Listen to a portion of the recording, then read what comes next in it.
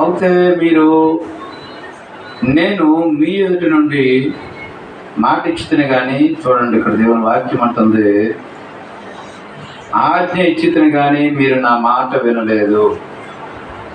దేవుడు కొన్ని మాటలు చెప్పినప్పుడు ఆయన మాట మనం వినలేదు అంటున్నాడు. ఆయన నిజమే. దేవుని మాట నీకు అర్థమైతే, ఆ సత్యం నువ్వు గ్రహించినట్లయితే ఆయనకి నువ్వు సాష్టాంగ నమస్కారం చేస్తావు, పూర్తిగా ప్రభు బానిస అవుతావు, పూర్తిగా ప్రభువుకి నువ్వు లోబడతావు.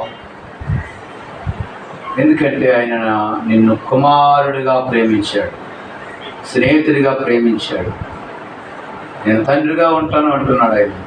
ఆయన నువ్వు కుమారుడిగా ఆయన హస్తాల్లోకి వెళ్ళిపోయినట్లయితే ఆయన హస్తాలతో నేను నడిపిస్తాడు. కాబట్టి ప్రియమైనటువంటి సహోదరుడా, కానీ మనం ఆయన మాట వినలేదు, మీరు నా మాటను వినలేదు అంటూ ఉన్నాడు. అన్నాడు ఇశ్రాయేలు ప్రజలతో అన్నాడు, మీరు నా మాట వినలేదని. ఈరోజు ఆయన మాట వినలేదు అని ప్రభువారు అడుగుతూ ఉన్నారు.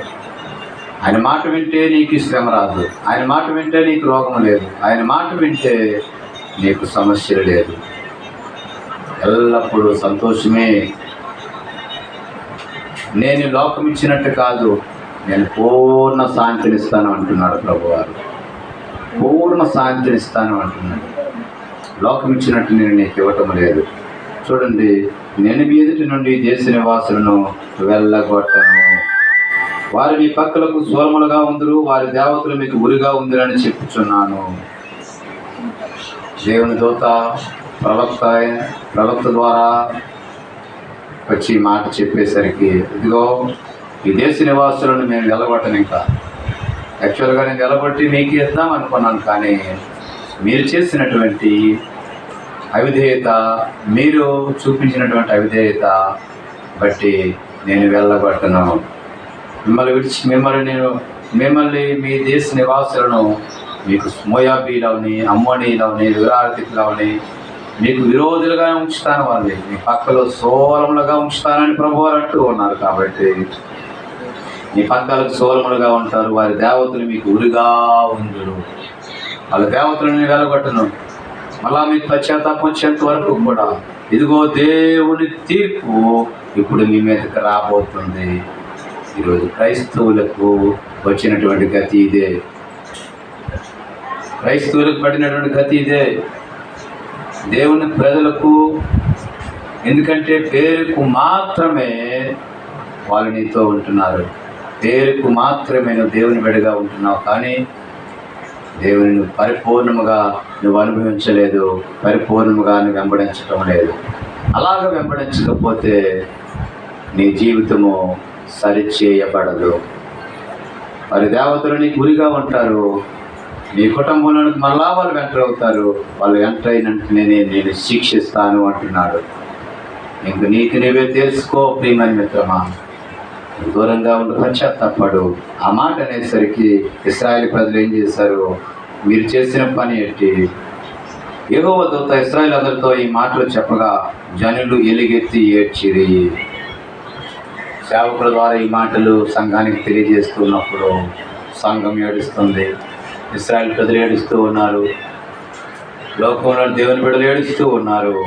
అయితే అక్కడ వారు యెహోవాకు బలి అర్పించిరి, ఏడుస్తూ అయ్యా మేము దోషులమయ్యా, మమ్మల్ని క్షమించిన ఆయన అని ఏడుస్తూ ఉన్నారు.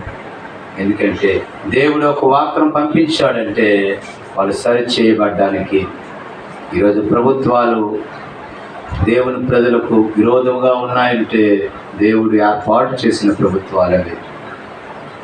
నువ్వు సరి చేయబడ్డానికి ప్రభుత్వాలను దేవుడు ఏర్పాటు చేస్తూ ఉన్నాడు. ఎందుకంటే వాళ్ళు ఏమి అనకపోతే నువ్వు ప్రభువుని పూర్తిగా మర్చిపోతావు. అదే పని జరిగింది. మీరు నా మాటను వినలేదు అంటున్నాడు. మనం కూడా ఆయన మాటను వినము. ఇప్పుడు శ్రమలు, అనేకమైనటువంటి భౌతికమైన శ్రమలు, ఆత్మీయమైన శ్రమలు నీకు ఎంటర్ అయినప్పుడు నువ్వు ప్రభువుని గుర్తు చేసుకుంటూ ప్రభుతో మాట్లాడుతూ మరి ప్రభువును హత్తుకునేటువంటి సమయం వరకు ఆయన ఎదురు చూస్తూ ఉన్నారు. అందుచేతనే అయితే యెహోషువ జనులను వెళ్ళనంపినప్పుడు ఇశ్రాయేలు దేశమును స్వాధీనపరచుటకు తమ స్వాస్థ్యములకు పోయిరి. ఇశ్రాయేలు దేశాన్ని స్వాధీనపరచుకోవడానికి, ఎందుకంటే ఆయన మాట ఇచ్చాడు కదా, మీ పితరులకు ప్రమాణము చేసిన దేశమునకు మిమ్మల్ని చేరుస్తాను అన్నాడు కదా. అదే మాట ప్రకారము దేవుడు మాట ఇచ్చాడు, ఆ దేశాన్ని అనుగ్రహించినప్పుడు ఆ దేశంలో వాళ్ళు క్షేమంగా బ్రతికి ఇశ్రాయేలు కొరకు ఇంకా చూసి యెహోషువ దినములన్నిటినూ యెహోషువ తరువాత ఇంకా బ్రతికిన వారై యెహోవా ఇశ్రాయేలు కొరకు చేసిన కార్యములన్నిటినీ చూసిన పెద్దల దినములన్నిటినూ ప్రజలు యెహోవాను సేవించుచూ వచ్చిరి. సేవకుడు బ్రతికినంత కాలము కూడా ప్రభువును సేవించారు. నూను కుమారుడు యెహోవాకు దాసునైన యెహోషువ 110 సంవత్సరముల వయస్సు గలవాడే మృతి నొందినప్పుడు అతని స్వాస్థ్యపు సరిహద్దుల్లోనున్న తిమ్నా బెత్షెమెషులో జనులు అతన్ని పాతిపెట్టిరి. చూడండి, ఆయన ఎక్కడ పాతిపెట్టారు? అతన్ని స్వాస్థ్యపు సరిహద్దుల్లో, యెహోషువానికి ఇచ్చినటువంటి స్వాస్థ్యపు సరిహద్దుల్లో ఆయన పాతిపెట్టారు. అంతవరకు కూడా ప్రభువుని అంగీకరించారు. ఆయన చనిపోయిన తర్వాత ఆయన తరంలో చూసిన వారు కూడా లెగిశారు. కానీ ఆ తరము వారందరూ తమ పితరుల యొద్దకు చేర్చబడేది. చాలా సంతోషం అండి.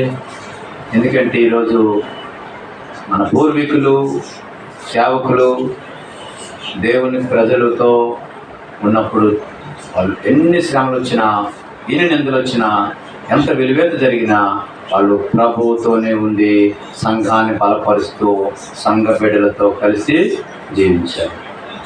అర్థమైందా? మరి వేరొక తరం ఒకటి వచ్చింది. ఒకప్పుడు మన పితరులు ఉండేవారు. ఆ పితరులకి ఎంత విశ్వాసము అంటే, చూడండి, నా బ్రతుకు కాలం అంతా కూడా ప్రభు కొరకే, నా బ్రతుకు దినములన్నీ కూడా ప్రభు కొరకే అన్నారు. ఈరోజు నువ్వు ఎవరితో స్నేహం చేస్తూ ఉన్నావు? 10వ వాక్యంలో ఉంటుంది, యెహోవానైనను ఆయన ఇశ్రాయేలు కొరకు చేసిన కార్యములైనను ఎరుగని తరం ఒకటి పుట్టగా, వేరొక తరం వస్తుంది. వాళ్ళు కూడా ప్రభు మందిరానికి వస్తూనే ఉన్నారు, కానీ పేరుకు మాత్రమే వస్తున్నారు. ఆ తరమే మన తరము. గుర్తుపెట్టుకోండి, ఆ తరమే మన తరము. ఆయనకి మనం అంగీకరించటం లేదు, ఆయనకు లోబడటం లేదు, ఆయన మాట వినటం లేదు. ఆదివారం ప్రార్థనకి వెళ్ళే తరం మంది. అంతే. మన క్రియలు చూస్తే బాగులేవు, మన చేష్టలు చూస్తే బాగులేవు. ఆయనకి లోబడలేదు. లోబడనెల్లని ప్రజలుగా ఉంటున్నాము. అయితే ఇశ్రాయేలు యెహోవా కనులు ఎదురు కీడు చేసి ఐగుప్తులో నుంచి వారిని రప్పించిన తమ పితరుల దేవుడు యెహోవాను విసర్జించి బయలుదేవతలను పూజించి, ఆ తరం వచ్చింది కదా, బయలుదేవతలకి ఆదివారం ప్రార్థనకు వస్తున్నారు, సోమవారం బయలుదేవతల దగ్గరికి వెళ్ళిపోతూ ఉన్నారు. బయలుదేవత క్రియలన్నింటినీ కూడా, లోకంతో క్రియలన్నింటినీ కూడా వాళ్ళు అనుభవిస్తూనే ఉన్నారు, అంగీకరిస్తూనే ఉన్నారు, వాళ్ళతో బయలుదేరుతూనే ఉన్నారు. అయితే వారు యెహోవాను విసర్జించి రాను రాను దినదినము కూడా అబద్ధ ప్రవక్తలు లేచారు. వాళ్ళు దేవుని పూర్తిగా విసర్జించారు, అస్తారోతును పూజించారు. యెహోవా కోపాగ్ని ఇశ్రాయేలు మీద మండెను. ఆయన దోచుకునే వారి చేతికి వారిని అప్పగించాడు. దోచుకునే వారి చేతికి అప్పగించాడు ఆయన. ఎప్పుడైతే ఆయన అప్పగించాడో ఇంక ఇశ్రాయేలీయులు శత్రువుల చేతికి ఆయన్ని అప్పగించెను. కనుక వారు తమ శత్రువులు ఎదుట నిలవలేకపోయిరి. ఇంకా చూడండి, యెహోవా వారితో చెప్పినట్లు, యెహోవా వారితో ప్రమాణం చేసినట్లు వారు పోయిన ప్రతి స్థలమును వారికి బాధ కలుగు చేయుటకై యెహోవా వారికి శత్రువు అయిన కనుక వారికి మిక్కిలి ఇబ్బంది కలుగుతూ ఉంది. ఈరోజు క్రైస్తవ జనాంగంగా ఈ భారతదేశంలోనే కాదు, 180 దేశాలు, 220 దేశాలు, ప్రపంచంలో ఎక్కడున్న అన్ని దేశాల్లో కూడా ఈరోజు నువ్వు ఆయన విసర్జించి లోకం వైపు తిరుగుతూ ఉన్నావు కాబట్టి ఇదిగో శత్రువుల చేతికి నిన్ను అప్పగిస్తాడు. ప్రభుత్వాలు శత్రువుల చేతికిస్తూ ఉన్నాడు. శత్రువుల చేతికి ఇచ్చినప్పుడు క్రైస్తవులకు శ్రమలు ఆరంభమైనాయి. ఈరోజు అనేకమైనటువంటి శ్రమలు ఆరంభమవడానికి కారణము కేవలము నువ్వు ప్రభు యేసుక్రీస్తు వారిని అంగీకరించలేదు, ఆయనను పరిపూర్ణంగా వెంబడించలేదు, ఆయన విసర్జించావు. అస్తారోతు దేవతలకు, బయలుదేవతలకు నువ్వు సాష్టాంగపడుతూ ఉన్నావు. వీరికి మాత్రం క్రైస్తవుడుగా ఉంటున్నావు, కానీ నువ్వు క్రైస్తవుడు కాదు. నీటి మూలంగా, ఆత్మ మూలంగా బాప్తిసం తీసుకుంటున్నావు అంటున్నావు, కానీ భౌతికమైన బాప్తిసమే తీసుకున్నావు, కానీ ఆత్మీయమైన బాప్తిసం నీలో రాలేదు. ఎప్పుడైతే రాలేదో దేవుడు నిన్ను శత్రువుకు అప్పగిస్తున్నాడు. ఆ శత్రువే ఈరోజు క్రైస్తవులకు విరోధంగా ఉన్నాయి. ప్రభుత్వాలను దేవుడు ఏర్పాటు చేస్తాడు. సుమా మిత్రమా, మరి నీవు ఏ రీతిగా ఉంటున్నావు? నీ ఆత్మీయత ఎలాగుంది? పరిశుద్ధత ఎలాగుంది? చూసుకున్నావా? వాళ్ళు వెళ్ళే ప్రతి చోట కూడా వారికి బాధ కలుగు చేయుటకు యెహోవా వారికి శత్రువు అయినాడు. దేవుడే శత్రువు అయినాడు. దేవుడు తన ప్రజలకు శత్రువు అయినప్పుడు వాళ్ళు ఇంకెక్కడ తాగుంటారు? ప్రియమైన సహోదరులారా, ఆలోచించండి. మీ స్థితి ఏంటో, మీ పరిస్థితి ఏంటో. మళ్ళా వాళ్ళు యెహోవా కొరకు, ఆ కాలమున యెహోవా వారి కొరకు న్యాయాధిపతులను మళ్ళా వాళ్ళు ప్రార్థించినప్పుడు, మారు మనసు పొందినప్పుడు, ఇబ్బందుల కొరంలో నుంచి విడిపించాలని ఏడ్చినప్పుడు ప్రభు యేసుక్రీస్తు వారి కొరకు న్యాయాధిపతులను పుట్టించడం జరుగుతూ ఉంది. కాబట్టి ఈరోజు నువ్వు ఏ స్థితిలో ఉన్నావో, ఎలాంటి స్థితిలో ఉన్నావో గుర్తెరుగు. ఆ స్థితికి కారణం నువ్వే. నువ్వు వచ్చినప్పుడు ఎలాగున్నావు, ఈరోజు ఎలాగున్నావు. కాబట్టి నీ స్థితి మారాలంటే నీ మనసు మారాలి. నీ మనసు ఆయన మీద ఆనుకునే భాగ్యం రావాలి. దేవుడు వాక్యాన్ని దీవించిన దాకా ప్రార్థన చేసుకుందాం. యేసయ్యా, నీకు వందనాలు. వాక్యం ఎరుగక నిన్ను సత్యంలోనికి నేను నడవలేక అనేక స్థితిలో ఉన్నామయ్యా. ప్రభా, మళ్ళీ క్షమించండి. భయంకర స్థితి నుంచి విడుదల కలుగు చేయండి. మా దోషం ఒప్పుకుంటున్నాం, పాపం నుంచి విడుదల కలుగు చేయండి. మాతో మాట్లాడండి, నడిపించండి, దీవించి ఆశీర్వదించండి. యేసుక్రీస్తు వారి పేరిట చిన్న ప్రార్థన సమర్పించడానికి వేడుకుంటున్నాం తండ్రి. ఆమేన్.